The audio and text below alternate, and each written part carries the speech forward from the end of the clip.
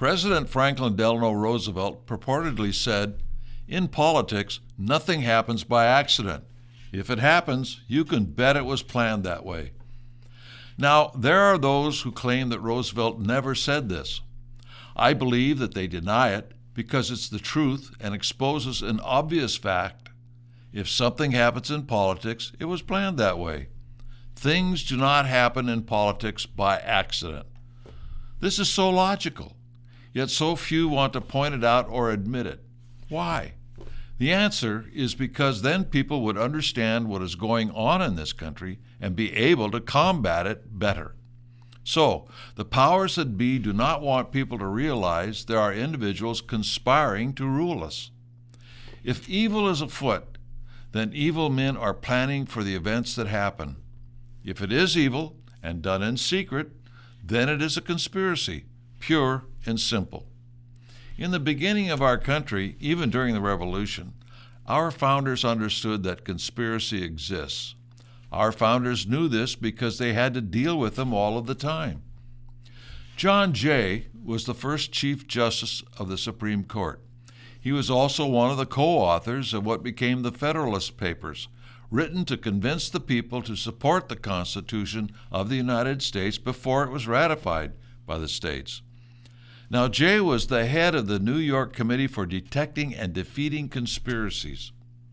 Our founders were aware that conspiracies existed against the United States, and there was considerable correspondence between George Washington, John Adams, and Jay and others about the danger that the Illuminist conspiracy posed against the future of American freedom.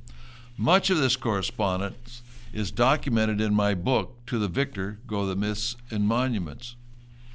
What we are seeing today is the descendants of this very same conspiracy moving into Marxism and ultimately on display today in the upper echelons of our government, media, business community, not just in the streets. What we see happening are not mistakes by ignorant people. This conspiracy has infiltrated the power sources of our country, indeed around the world. The mistake we make is in thinking that the Marxist revolution is always done by violent revolution in the streets, terrorism, and war. More often than not, it is done by patient gradualism, using any and all means to move the Marxist agenda forward. They've gained effective control over the media and have held it for some time. They've gained effective control over our government, with the political parties infiltrated to the point where the little guy right now hasn't got much of a chance. But if enough little guys unite behind a concerted program, educating enough people to understand what is really going on, then we can win. To really understand the depth and breadth of this conspiracy today, we recommend this book, In the Shadows of the Deep State. By reading this book and keeping it handy, you will see how Google, Facebook, the media, government, business associations, etc. are all on the same page, following the same agenda. There's very little separation between them because they all belong to the same globalist organization.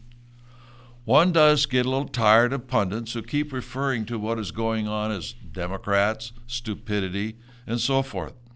It includes these things, but by no means is it limited to them. Arm yourself with the knowledge necessary to fight what's going on.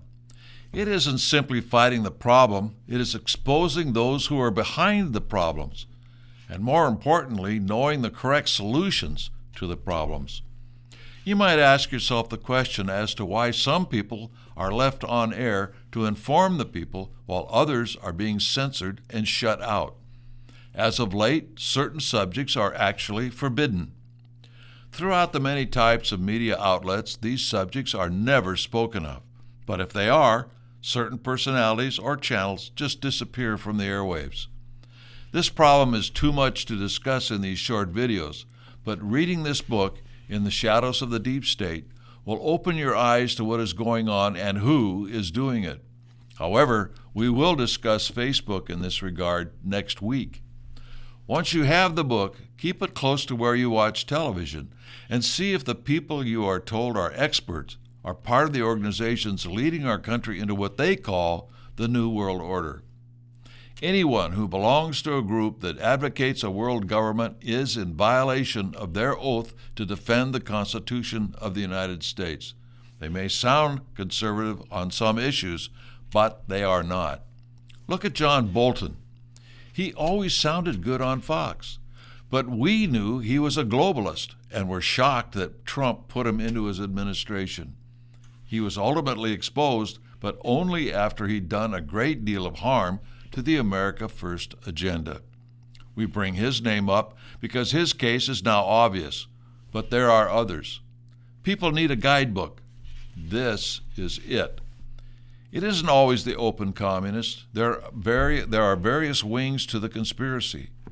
They may even seem to work against one another, but they never take their eyes off the goal of destroying American freedom and independence. The disagreements are over how to achieve their goals and who will be the leaders. They don't like each other any more than they like us. People who want power will do anything to achieve it, even look as if they're on our side. Please get this book and read it, and again, keep it as a handy guide for the people and organizations you will see being touted as conservative. But knowledge is not enough. You need to get actively involved. We're here, looking over our shoulder to see if you're running to catch up.